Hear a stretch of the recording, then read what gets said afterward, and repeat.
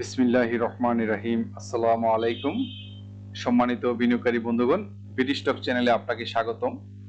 বরাবর নিয়ে আজকে আপনাদের সঙ্গে ঢাকা স্টক এক্সচেঞ্জের 2 তারিখের ইন্ডেক্সটা নিয়ে আপনাদের সঙ্গে কথা বলবো। পাশাপাশি আগামী সপ্তাহ কেমন মুভমেন্ট হতে তাও আপনাদের সাথে ডিসকাস করব। আর ভিন্ন কয়েকটি সেক্টরের স্পেসিফিক কয়েকটি স্টক নিয়ে আলোচনা করব, যা আপনাদের বিনিয়োগে কিছুটা হেল্প হতে পারে।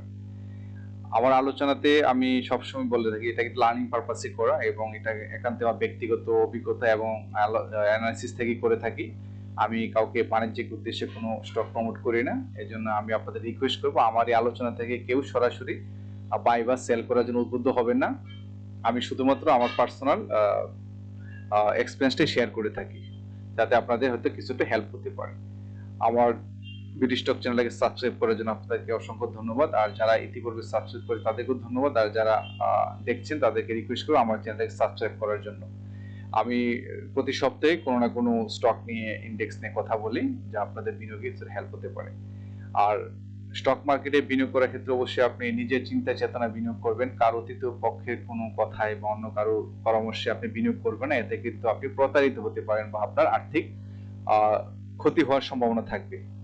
শেয়ার মার্কেট কিন্তু অন্যান্য ব্যবসার মতো না। শেয়ার ব্যবসা, এখানে কিন্তু আপনাকে প্রতিনিয়ত খোঁজ খবর রাখতে হয়, পড়াশোনা করতে হয়, আলোচনা করতে হয় বা অ্যানালাইসিস করতে হয়। এতে করে কিন্তু আপনার বিনিয়োগটা সুরক্ষিত হবে এবং আপনি বুঝতে পারবেন যে মার্কেট কখন কোন দিকে যাবে, কি করবে। তো এটা আপনারা জানেন। তারপর আমি নতুন যারা বিনিয়োগকারী বা নতুন করে যারা স্টক ব্যবসা করতে যাচ্ছেন বা আছেন তাদের উদ্দেশ্যে বলা, যারা পুরনো তারা তবু জানেনি, ক্ষমা সুন্দর দৃষ্টিতে দেখবেন।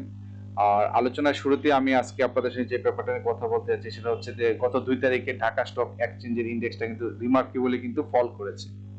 এটার কারণও কিন্তু আপনারা সবাই কম বেশি জানেন, তারপর আমি শেয়ার করি।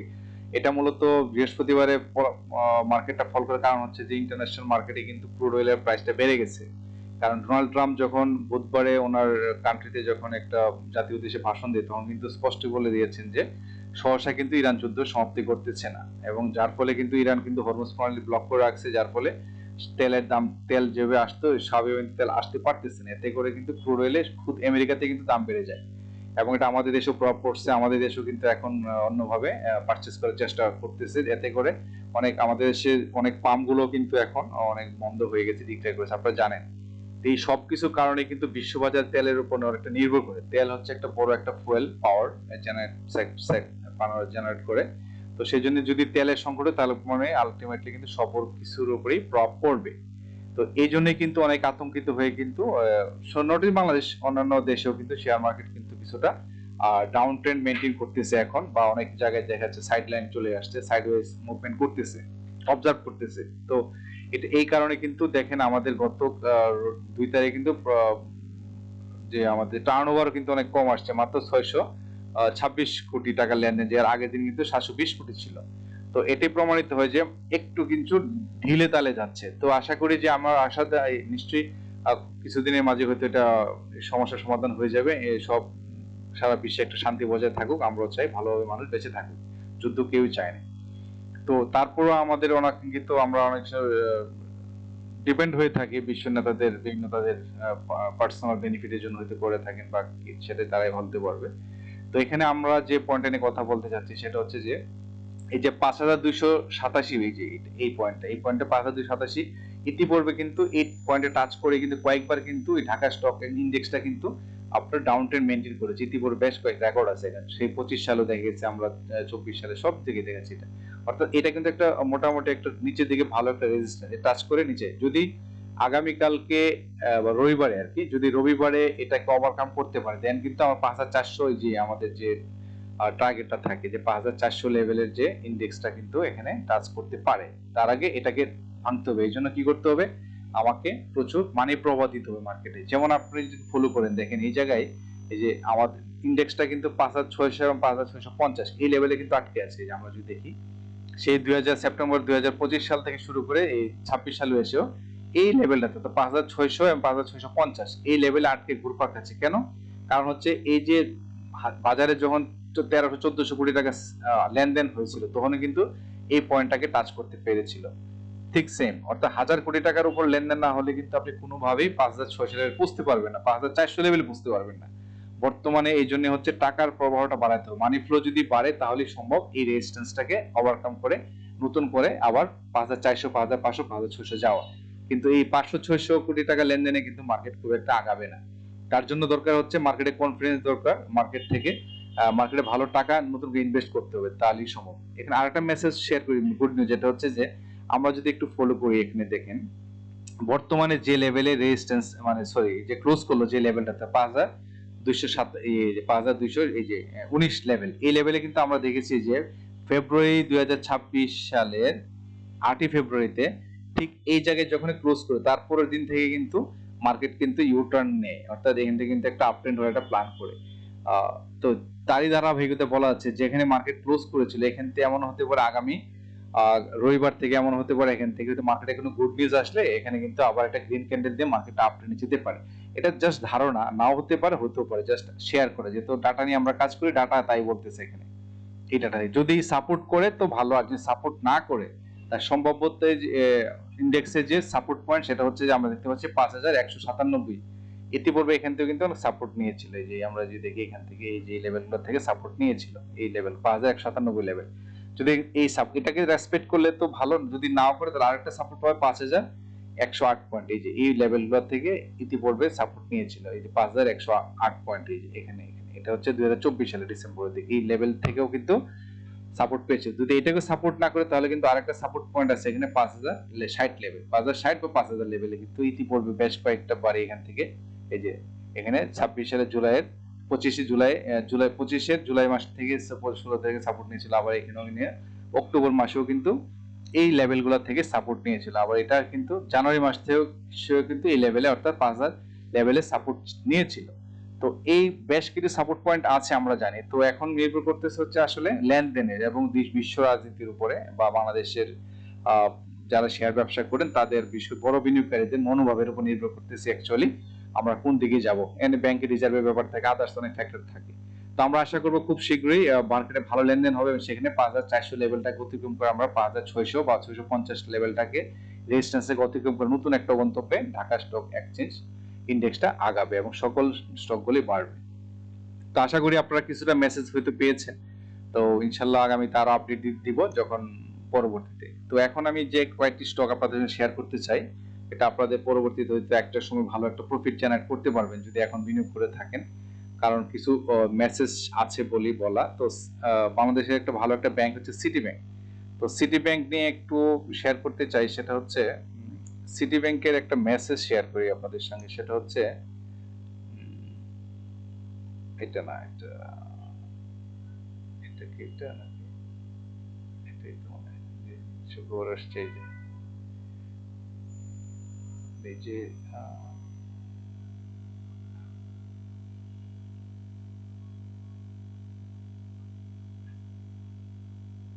এই যে প্রকাশিত ব্যাংকটির প্রকাশিত 2025 সালের প্রথম তিন প্রান্তিকে অনিরীক্ষিত আর্থিক প্রতিবেদন খুবই শক্তিশালী। এতে দেখা গেছে বছরের শুরুতে স্থিতিশীল অবস্থান থাকলেও পরবর্তী প্রান্তিকগুলোতে ব্যাংকটির মুনাফা, নগদ প্রবাহ ও নেট সম্পদ মূল্যের উল্লেখযোগ্য উন্নতি হয়েছে। এটা হচ্ছে কি বলছে যে আগামী সপ্তাহের শেষ দিনেই সুখবর দিতে আসছে শেয়ারবাজার তালিকাভুক্ত সিটি ব্যাংক পিএলসি। এই মেসেজটা শেয়ার করে আপনাদের সাথে মূলত বলা যায় সিটি ব্যাংকের একটা ভালো ইপিএস আসার কারণে হয়তো স্টকটির মুভমেন্ট ঘুরে যেতে পারে। তো সিমিলারলি আমরা দেখছি 1 তারিখে কিন্তু ভালো একটা মুভমেন্ট ছিল, গ্রিন ক্যান্ডেল কিন্তু আপ একটা জাম্প দিয়েছিল, বাট গত বৃহস্পতিবারে যে বললাম যে ডোনাল্ড ট্রাম্পের যে ভাষণে পরে কিন্তু সারা বিশ্বব্যাপী কিন্তু প্রভাব পড়ে, যার ফলে বাংলাদেশের শেয়ার মার্কেটে কিন্তু সবগুলো শেয়ারে আতঙ্কিত হয়ে অনেকে সেল দিয়ে দেয়, যার ফলে কিন্তু রিমার্কেবলি কিন্তু একটা ধস নামে এখানে। তো সেই ক্ষেত্রে এই স্টকটি যদি ধারাবাহিক পতন অব্যাহত রাখে তাহলে তার সম্ভাব্য সাপোর্ট পয়েন্ট হচ্ছে 29 টাকা 70 পয়সা। এই 29 টাকা 70 পয়সাতে কিন্তু ইতিপূর্বে এটা অনেক বড় সেখানে আছে। তো আমরা বলতে যাচ্ছি যে শর্টলি যে 29 টাকা 70 পয়সা হচ্ছে তার একটা সাপোর্ট পয়েন্ট, যদি এটাকে মিস করে তাহলে 29 টাকা 40 পয়সাও কিন্তু ভালো একটা সাপোর্ট তার পয়েন্ট আছে, অর্থাৎ 29 টাকা 40 29 টাকা 70 এটা একটা ভালো একটা সাপোর্ট জোন, এবং হচ্ছে সর্বশেষ 28 টাকা 70। এই তিনটা সাপোর্ট পয়েন্ট থেকে আশা করি একটা না একটা থেকে সাপোর্ট নিয়ে কিন্তু স্টকটি কিন্তু আবার আপ ট্রেন্ড হওয়ার একটা প্ল্যান করবে। সেক্ষেত্রে তার সম্ভাব্য এই মোমেন্টাম চেঞ্জ করার ক্ষেত্রে তার রেজিস্ট্যান্স 32 টাকা 40 পয়সা। যদি এটাকে ওভারকাম করতে পারে তাহলে কিন্তু 33 টাকা 70 পয়সা লেভেলে সে যাবে এবং যাওয়ার যথেষ্ট সম্ভাবনা রয়েছে। যেহেতু ডিসেম্বর ক্লোজিং স্টক আপনারা জানেন, তারপরে কিন্তু স্টকটি নতুন একটা ধারাবাহিক উচ্চতায় যাবে 34 পয়েন্ট 35 টাকা 90 পয়সা যাওয়ার যথেষ্ট সম্ভাবনা রয়েছে। আবার কথা হচ্ছে, যদি আপনার সিটি ব্যাংকে ইনভেস্ট করতে চান তাহলে যদি এই 3টা পয়েন্টে যে কোনো একটা পয়েন্টে আপনার সুবিধা মতো যদি পান, তাহলে যদি বিনিয়োগ করেন তাহলে কিন্তু আপনি 3 থেকে 4 টাকার একটা প্রাইস গ্যাপ 5 টাকাও পেতে পারেন। যদি আপনি স্টক একটু বেশি সময় ওয়েট করতে পারেন, যদি 28 টাকা লেভেলে কিনেন তাহলে কিন্তু 5 টাকা যেতে পারে। অর্থাৎ এখন কিন্তু এই দিকে চোখ কান খোলা রাখলে আপনি কিন্তু ভালো একটা প্রফিট টেক করতে পারবেন। অর্থাৎ 29 টাকা 30 টাকা 70 পয়সা এখানেও ঘুরে যেতে পারে, 70 পয়সাও ঘুরে যেতে পারে। অর্থাৎ আপনাকে একটু চোখ কান খোলা রেখে যদি ইনভেস্ট করেন তাহলে কিন্তু এখান থেকে সম্ভাব্য একটা শর্ট টার্মের জন্য হোক একটা ভালো একটা রিটার্ন পাওয়ার একটা পসিবিলিটিস রয়েছে। তো এই ছিল হচ্ছে সিটি ব্যাংক নিয়ে আপনাদের সঙ্গে ডিসকাশন করা। নেক্সট টপিক হচ্ছে ইউনিলিভার। ইউনিলিভার নিয়ে আমরা যদি একটু কথা বলি, ইউনিলিভার একটা ভালো একটা এই যে ইউনিলিভার কোথায় গেল, ইউনিলিভার এক ক্যাটাগরি একটা ফুড এন্ড অ্যালাইড সেক্টর একটি স্টক, যার বর্তমান লোয়েস্ট প্রাইস হচ্ছে বর্তমান প্রাইস হচ্ছে 2178 টাকা 20 পয়সা এবং 52 উইকস লোয়েস্ট হচ্ছে 2050 টাকা এবং 52 উইকস হাইয়েস্ট হচ্ছে 2550 টাকা। তার মানে কিন্তু এখন কিন্তু স্টকটি কিন্তু যথেষ্ট মানে আন্ডাররেটেড মুভ করতেছে, যেখানে ইনভেস্ট করার মতো বা আপনি নতুন এন্ট্রির একটা চান্স আছে এখানে। এবং আরেকটা মেসেজ হচ্ছে যে এটা কিন্তু 6 তারিখে এপ্রিল মাসে কিন্তু এটা রেকর্ড ডেট এবং 42 টাকা পার শেয়ারে কিন্তু আপনি এখানে ডিভিডেন্ড ডিক্লেয়ার করেছেন আর পেতে পারেন। এবং তার অ্যানুয়াল ইপিএসটা কিন্তু ভালো 6.59 প্লাস। আর নেট অপারেটিং ক্যাশ ফ্লোটা কিন্তু একটু কম। আর যেগুলো ফান্ডামেন্টালি কিছু না, এটা ভালো স্টক নো ডাউট। তো আমরা একটাই কথা বলতে পারি, এখন যে বর্তমানে স্টকটি মুভ করে যে প্রাইস, এই প্রাইসে কিন্তু এখন কিন্তু বাই করার মতো আছে। তো সেক্ষেত্রে আমরা যদি ফোকাস করি, তার আমরা চার্টে চলে আসি। চার্টে যদি আমরা দেখতে পাচ্ছি যে এই স্টকটি কিন্তু বাজার পতনের মাঝেও কিন্তু স্টকটি কিন্তু মুভমেন্টে যাচ্ছে, তার মানে তার ডিভিডেন্ডের জন্য মূলত। তো সেক্ষেত্রে আপনি যদি সম্ভাব্য যে রেটগুলোতে যদি বাই নীতি করেন, তা বাই করতে পারেন, তাহলে কিন্তু আপনি একটা শর্ট টার্মের জন্য ডিভিডেন্ড পাবেন। তারপরে এই স্টকটি কিন্তু একটু হাতে ধরে রাখলে কিন্তু আপনার 2300 টাকা পর্যন্ত যেতে পারে। অর্থাৎ আপনি 200 টাকার উপরে হয়তো এখানে যে প্রফিট টেক করতে পারবেন যদি 21,000 টাকা লেভেলের 2100 বা 2100 যদি এই রেঞ্জে পান, যদি বাই করতে পারেন। আর এক্ষেত্রে আরেকটা হচ্ছে তার সাপোর্ট পয়েন্ট আছে এখানে 2117, 2100 টাকা লেভেলে তার একটা ভালো সাপোর্ট পয়েন্ট রয়েছে। তো এক্ষেত্রে তার সম্ভাব্য রেজিস্ট্যান্স যেটা আছে স্টকটি, সেটা হচ্ছে 2239 টাকা। যেটি পড়বে এখানে এই লেভেলটা যাওয়ার পরে কিন্তু স্টকটা কিন্তু ডাউন ট্রেন্ড মেইনটেইন করে, যে একবার দুইবার তিনবার টাচ করে কিন্তু পড়ে গেছে।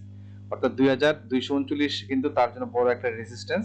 এবং ইতিপূর্বে এই যে লেভেলগুলো তো কিন্তু দেখা যাচ্ছে ডিসেম্বর মাসে 2025 সালে টাচ করতে পারে নাই, কিন্তু এর আগে কিন্তু ড্রপ ডাউন হয়ে যায়। তো সেই ক্ষেত্রে আমরা ধরতে পারতেছি যে এইটা 2239 টাকা লেভেল, এটা কিন্তু একটা বড় ধরনের একটা তার রেজিস্ট্যান্স এখানে আপাতত ওঠার ক্ষেত্রে। যদি এটাকে ক্লোজ ভাঙতে পারে তাহলে কিন্তু পরবর্তী রেজিস্ট্যান্স পাবে সে 2296 টাকা। এই যে এখানে আমরা দেখতে পাচ্ছি এই নভেম্বর মাস জুড়ে প্রায় নভেম্বর পুরাটাই কিন্তু এই লেভেলে মুভমেন্ট করে কিন্তু ভাঙতে পারে 2296। এটাকে ওভারকাম করলে চলে যাবে 2300 টাকা, তারপরে তো 2368 সামথিং, এইভাবে কিন্তু আপগ্রেডেশন যাবে। এবং এইটা স্টকটা কিন্তু মুভমেন্টে যাবেই, যেহেতু বর্তমানে তার প্রাইসটা হচ্ছে সুপার আন্ডাররেট প্রাইসে আছে। যেহেতু তার দেখলাম যে নেট অপারেটিং ক্যাশ ফ্লোটা কিন্তু কম, কিন্তু ইপিএসটা ভালো, তার মানে এটা কিন্তু সামনে কিন্তু তার ভালো হওয়ার সম্ভাবনা রয়েছে। সেই জন্য আপনারা যদি স্টকটাতে কেউ ইনভেস্ট করতে চান তাহলে এই পয়েন্টগুলো দেখে যদি কোনো একটাতে বিনিয়োগ করেন তাহলে কিন্তু আপনি ভালো একটা প্রফিট টেক করতে পারবেন এখান থেকে, যেহেতু ডিভিডেন্ড ডিক্লারেশনও আছে। তো এই ছিল ইউনিলিভার নিয়ে আপনাদের সঙ্গে ডিসকাশন। নেক্সট টপিক নিয়ে কথা বলছিল হচ্ছে ন্যাশনাল ফিড।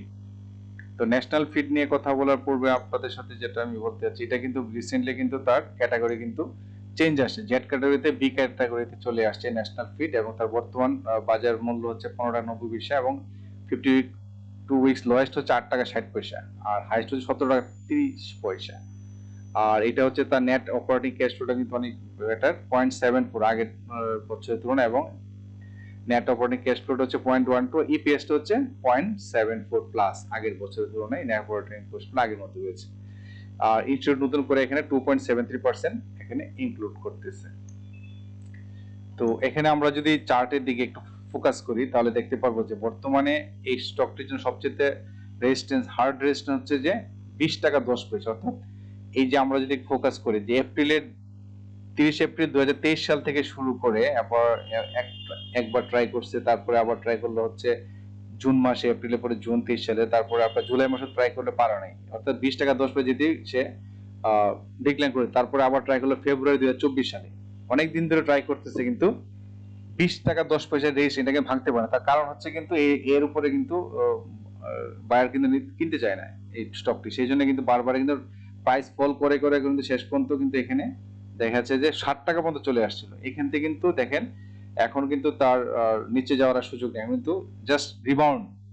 হ্যাঁ, সে অবশ্যই এখান থেকে কিন্তু বাউন্স ব্যাক করবেই।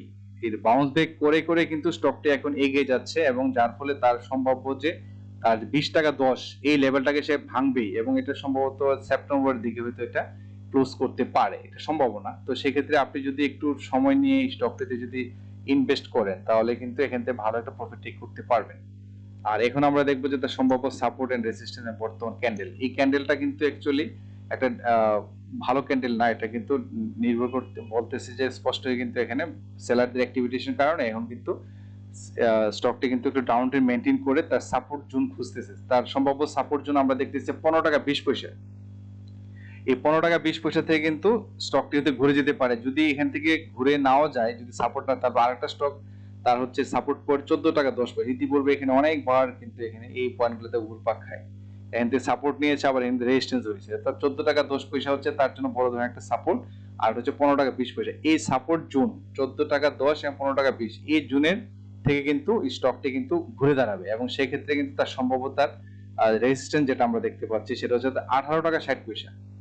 এই যে 18 টাকা 60 পয়সা তার প্রথম রেজিস্ট্যান্স, এবং আপনি যদি 14 টাকা লেভেলে যদি বাই করতে পারেন 18 টাকা মানে 4.5 টাকা 4 টাকা লেভেলে যদি আপনি একটা প্রফিট টেক, ভালো একটা প্রফিট, কম দামের থেকে কম দামি স্টকতে ভালো একটা প্রফিট টেক করা যায়, তাই না? সেখানে 30% 40% কিন্তু আপনি করতে পারবেন। আর যদি সময় দেন তাহলে কিন্তু স্টকটি 20 টাকা পর্যন্ত আপনাকে নিয়ে যেতে পারে, এবং এটা ভাঙবে। অলরেডি কিন্তু 3 বার কিন্তু সে ফেল হচ্ছে, 4th বার সাধারণত ফেল করে না, আর করলে অল্প সময়ের জন্য করে, তারপর কিন্তু ঠিকই আবার ওভারটেক করে কিন্তু সে নতুন একটা উচ্চতায় যাবে। তো সেই জন্য যথেষ্ট সম্ভাবনা আছে এই স্টকটা আপনাকে ভালো একটা প্রফিট 30-40% একটা প্রফিট দেওয়ার একটা সম্ভাবনা থাকবে। তো এই ছিল ন্যাশনাল ফিড নিয়ে। আর নেক্সট স্টকটি হচ্ছে এখানে আমরা বলতেছি পদ্মা ওয়েল। পদ্মা ওয়েল একটা ভালো স্টক, পদ্মা ওয়েল ভালো স্টক। তার আমরা জানি যেটা হচ্ছে একটা ফুয়েল এন্ড পাওয়ার সেক্টরের একটা, দেখি আমরা তার ইয়েটা দেখি, পদ্মা ওয়েলের ফান্ডামেন্টাল একটু দেখি আমরা। তো এটা কিন্তু 176 টাকা 50 পয়সা হচ্ছে তার বর্তমান প্রাইস পদ্মা ওয়েল, আর লোয়েস্ট 52 163 টাকা, আর 209 টাকা হচ্ছে সর্বোচ্চ। তার মানে এখন কিন্তু যথেষ্ট এন্ট্রি করার মতো সময় আছে, এবং তার ইপিএস এর গ্রোথও ভালো, 1.77 লাস্টের তুলনায় কিন্তু এখানে কিন্তু আবার মানি ফ্লোটা একটু কমে আসছে, বাট ইপিএস এর গ্রোথটা কিন্তু বেটার। আচ্ছা, এটা আমরা দেখলাম। এখন আমরা চলে যাব হচ্ছে আমরা পদ্মা ওয়েলে যাই। পদ্মা ওয়েলে যদি আমরা ফোকাস করি তার চার্টের দিকে, তাহলে আমরা দেখবো তোর একটা মেসেজ শেয়ার করি আগে, সেটা হচ্ছে যে পদ্মা ওয়েলের স্টক বলে গেছে এটা কোথায়, এই যে শেয়ার বাজারে আমরা যদি দেখি, এই যে বেশ কয়েকটা ফুয়েল এন্ড পাওয়ার সেক্টরের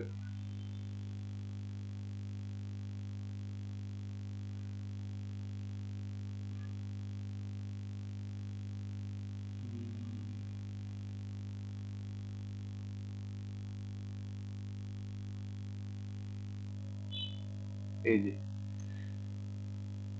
এখানে আমরা একটু শেয়ার করি, সেটা হচ্ছে যে বিদ্যুৎ ও জ্বালানি খাতে আয় বেড়েছে 9টি কোম্পানি, তার মধ্যে আমরা যে পদ্মা ওয়েলটা একটু ফোকাস করি। এই যে অর্থ বলছে দ্বিতীয় প্রান্তিকে অক্টোবর 2025 থেকে ডিসেম্বর 2025 কোম্পানির শেয়ার প্রতি আয় হয়েছে 14 টাকা 50 পয়সা। আগের বছরের একই সময় শেয়ার প্রতি আয় হয়েছিল 12 টাকা 73 পয়সা। তার মানে এটা একটা পজিটিভ নিউজ। এই জন্যই আপনি শেয়ার করে আপনাদের সাথে মূলত যে পদ্মা ওয়েলের ব্যাপারটা যদি একটু দেখি আমরা, যে ইপিএস এর গ্রোথ আসছে। তো সেই ক্ষেত্রে এখানে আমরা দেখতে পাচ্ছি যে বর্তমানে যে ক্যান্ডেলটা এখানে দেখাচ্ছে, এটা কিন্তু একটা টোটালি হচ্ছে বেয়ারিশ ক্যান্ডেল, বাট এটা কিন্তু গ্রোথ আছে একটা। আমরা যদি দেখি একটু, এটা কিন্তু স্লোলি কিন্তু এগিয়ে যাচ্ছে। আর এখানে তার সম্ভাব্য যে তার সাপোর্ট এবং রেজিস্ট্যান্স যেটা তার থাকে সেটা হচ্ছে 184 টাকা লেভেল, তার বড় ধরনের রেজিস্ট্যান্স আছে। ইতিপূর্বে এই লেভেলে কিন্তু বেশ কয়েকবার এখানে এটা কিন্তু সাপোর্ট নিতে দেখা গেছে বা রেজিস্ট্যান্স এখানে ফিল করছিল।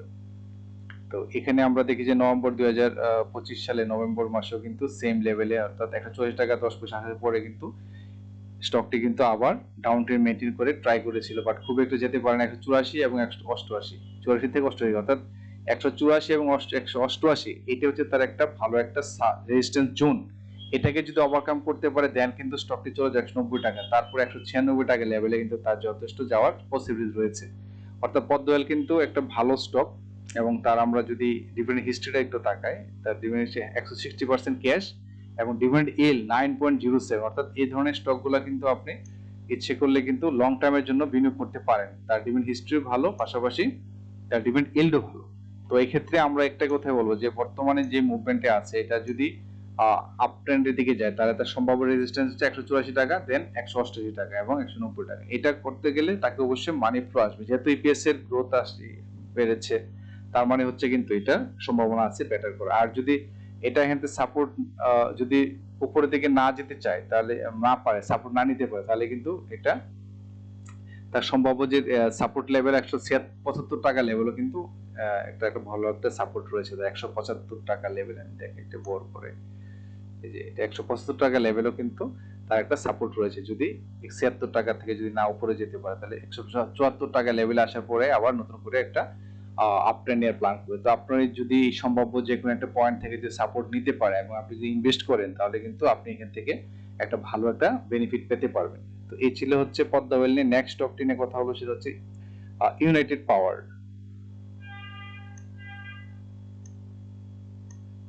ইউনাইটেড পাওয়ার নিয়ে আমরা কথা বলতে যাচ্ছি। ইউনাইটেড পাওয়ারে যদি আমরা এটা দেখি আগে তার ফান্ডামেন্টাল দেখি, United Power good stock, fuel and power sector ক্যাটাগরির এবং তার বর্তমান প্রাইস হচ্ছে 116 টাকা 10 পয়সা এবং তার 52 উইকস লোয়েস্ট হচ্ছে 111 টাকা এবং হাইয়েস্ট 151 টাকা 80 পয়সা। তার মানে একটা সুপার আনরেট কিন্তু চলতেছে প্রোডাক্টটা, এবং এত ভালো মানের স্টক কম দামে পাওয়া একটা ভাগ্যের ব্যাপার। আপনি যদি এখন ইনভেস্ট করেন পরবর্তীতে কিন্তু একটা ভালো বেনিফিট পেতে পারবেন। এবং তার ইপিএস এর গ্রোথ আছে, নেট অপারেটিং ক্যাশ ফ্লোর ভালো গ্রোথ আছে, ডিভিডেন্ড হিস্ট্রি ভালো এবং ডিভিডেন্ড ইল্ডও ভালো, এবং নতুন করে ইনস্টিটিউট নতুন করে এন্ট্রি নিচ্ছে। তার মানে হচ্ছে কিন্তু এটা ভালো একটা মুভমেন্টে যেতে পারে। তো সেক্ষেত্রে আমরা যদি তার ইয়েটা দেখি, ইউনাইটেড পাওয়ারের যদি দেখি, আমরা যে বলছিলাম প্রথমে যে এখানে যে এই যে কয়েকটি পাওয়ার সেক্টরের একটি স্টকের যে স্পেশালি অর্থ বছরের দ্বিতীয় প্রান্তিকে অক্টোবর 25 থেকে ডিসেম্বর 25 কোম্পানিটির শেয়ার প্রতি ইপিএস হয়েছে 5 টাকা 6 পয়সা। আগের বছরে একই সময় ইপিএস ছিল 4 টাকা 98 পয়সা। তার মানে এটা একটা পজিটিভ একটা নিউজ, ইপিএস বাড়া। তো সেই ক্ষেত্রে আমরা দেখবো সম্ভাব্য বর্তমান যে তার যে ফোকাস যদি করি, বর্তমানে তার যে ক্যান্ডেলের যে প্যাটার্ন, এটা কিন্তু হচ্ছে গত বৃহস্পতিতে সব ক্যান্ডেলে যা হয়েছিল তাই এটা কিন্তু ডাউন ট্রেন্ডে আসছে শুধু সেলসের প্রেসারের জন্য। তবে লক্ষণীয় ব্যাপার হচ্ছে যে একটা সাপোর্ট পয়েন্ট কিন্তু কাছাকাছি আছে, 115 টাকা 60 পয়সা লেভেল একটা ভালো সাপোর্ট। ইতিপূর্বে এই লেভেলগুলোতে কিন্তু এই স্টকটা কিন্তু ঘুরে গিয়েছিল এবং তার তো 111 টাকা লোয়েস্ট ছিল, অর্থাৎ আপনার নিচে নামবে বা কত নামবে। সেক্ষেত্রে আপনি যদি একটা সম্ভাব্য পয়েন্ট দেখে যদি এখান থেকে ইনভেস্ট করেন, তাহলে কিন্তু আপনি ফিউচারে মানে জাস্ট কিছুদিন পরে কিন্তু ভালো একটা এখানে প্রফিট টেক করতে পারবেন। সেই জন্য এই স্টকটি সম্ভাব্য যে তার রেজিস্ট্যান্স পয়েন্ট আমরা দেখতে পাচ্ছি 123 টাকা, একটা ভালো একটা রেজিস্ট্যান্স তার একটা আছে, 123 টাকা লেভেলে তার একটা রেজিস্ট্যান্স আছে। এবং সেক্ষেত্রে তাই যে 125 আর 23, 123 আর 25, 123 টাকা এবং 125 টাকা এই লেভেলটাকে তার একটা আমরা দেখতে পাচ্ছি আপাতত তার রেজিস্ট্যান্স একটা জোন আছে। যদি এটাকে ওভারকাম করতে পারে দেন কিন্তু স্টকটি চলে যেতে পারবে 130 টাকা লেভেল। অর্থাৎ